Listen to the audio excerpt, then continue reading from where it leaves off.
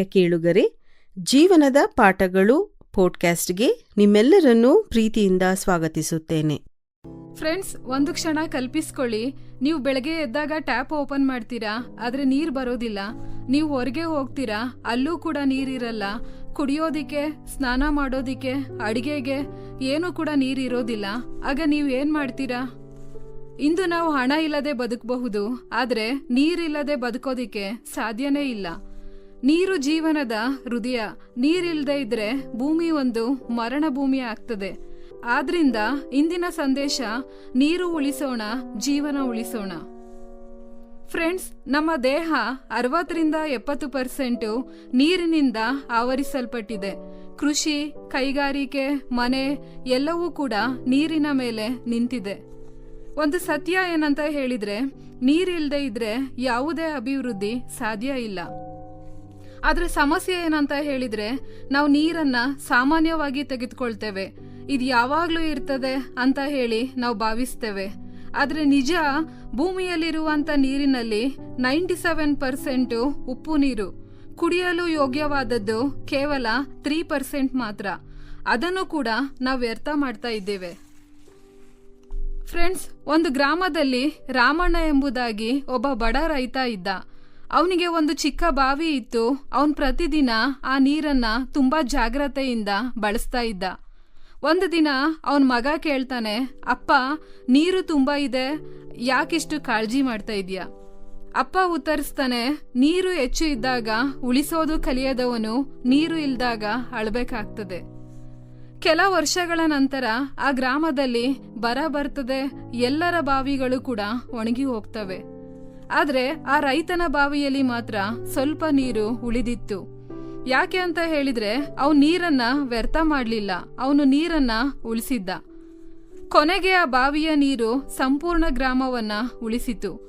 ಒಬ್ಬನ ಜಾಗ್ರತೆ ಅನೇಕರ ಜೀವವನ್ನ ಉಳಿಸಬಹುದು. ಫ್ರೆಂಡ್ಸ್, ಇಂದು ನಾವು ಮಾಡುವಂತ ಸಾಮಾನ್ಯ ತಪ್ಪುಗಳು ಈ ರೀತಿಯಾಗಿದೆ. ಮೊದಲನೇದಾಗಿ ಟ್ಯಾಪ್ ಓಪನ್ ಮಾಡಿ ಹಾಗೆ ಇಟ್ಟು ಬಿಡುವಂಥದ್ದು. ಎರಡನೆಯದಾಗಿ ವೆಹಿಕಲ್ ತೊಳೆಯೋದಕ್ಕೆ ಹೆಚ್ಚಿನ ನೀರನ್ನ ಬಳಸುವಂಥದ್ದು. ಮೂರನೆಯದಾಗಿ ಮಳೆಯ ನೀರನ್ನ ಸಂಗ್ರಹಿಸದೇ ಇರುವಂಥದ್ದು. ನಾಲ್ಕನೆಯದಾಗಿ ಲೀಕ್ ಆಗ್ತಾ ಇರುವಂತ ಪೈಪ್ಗಳನ್ನ ಸರಿಪಡಿಸದೇ ಇರುವಂಥದ್ದು. ನಾವು ಯೋಚಿಸ್ತೇವೆ ಇದು ಚಿಕ್ಕ ವಿಷಯ ಅಂತ. ಆದ್ರೆ ಸತ್ಯ ಏನಂತ ಹೇಳಿದ್ರೆ, ಚಿಕ್ಕ ವಿಷಯಗಳು ಕೂಡ ದೊಡ್ಡ ಸಮಸ್ಯೆ ಆಗ್ತದೆ. ಒಂದು ಉದಾಹರಣೆ, ಒಂದು ಚಿಕ್ಕ ಹುಡುಗ ತನ್ನ ತಾಯಿಯ ಜೊತೆ ಮನೆಯಲ್ಲಿದ್ದ. ಪ್ರತಿದಿನ ಅವನು ಹಲ್ಲು ಉಜ್ಜುವಾಗ ಟ್ಯಾಪ್ ಓಪನ್ ಇಟ್ಟು ಹಾಗೆ ಹಲ್ಲು ಉಜ್ಜುತ್ತಾ ಇದ್ದ. ನೀರು ಕೂಡ ಹರಿದು ಹೋಗ್ತಾ ಇತ್ತು. ಅದು ಅವನ ಗಮನಕ್ಕೆ ಬರ್ತಾನೆ ಇರಲಿಲ್ಲ. ತಾಯಿ ಹಲವು ಸಾರಿ ಹೇಳ್ತಾಳೆ, ಮಗನೇ, ನೀರನ್ನ ವ್ಯರ್ಥ ಮಾಡಬೇಡ. ಆದ್ರೆ ಹುಡುಗ ಅದನ್ನ ಗಂಭೀರವಾಗಿ ತೆಗೆದುಕೊಳ್ಳೋದಿಲ್ಲ. ಒಂದು ದಿನ ತಾಯಿ ಒಂದು ಕೆಲಸ ಮಾಡ್ತಾರೆ. ಅವ್ರ ಮನೆಯ ಮುಖ್ಯ ನೀರಿನ ವಾಲನ್ನ ಕ್ಲೋಸ್ ಮಾಡ್ತಾರೆ. ಬೆಳಗ್ಗೆ ಹುಡುಗ ಎದ್ದು ಟ್ಯಾಪ್ ತೆಗಿತಾನೆ, ನೀರ್ ಬರೋದಿಲ್ಲ. ಅವನ ಆಶ್ಚರ್ಯ ಪಡ್ತಾನೆ, ಕೋಪ ಮಾಡ್ಕೊಳ್ತಾನೆ. ಮತ್ತೆ ಅವ್ರ ಅಮ್ಮ ಹತ್ರ ಕೇಳ್ತಾನೆ, ನೀರ್ ಯಾಕೆ ಬರ್ತಾ ಇಲ್ಲ? ಅದಕ್ಕೆ ತಾಯಿ ಶಾಂತವಾಗಿ ಹೇಳ್ತಾರೆ, ನೀನ್ ಪ್ರತಿದಿನ ನೀರನ್ನ ವ್ಯರ್ಥ ಮಾಡ್ತಾ ಇದ್ದೆ. ಒಂದು ದಿನ ನೀರಿಲ್ಲ ಅಂತ ಹೇಳಿದ್ರೆ ಹೇಗಿರುತ್ತೆ ಅನ್ನುವಂಥದ್ದನ್ನ ನೀನ್ ಅರಿತುಕೊಳ್ಬೇಕು.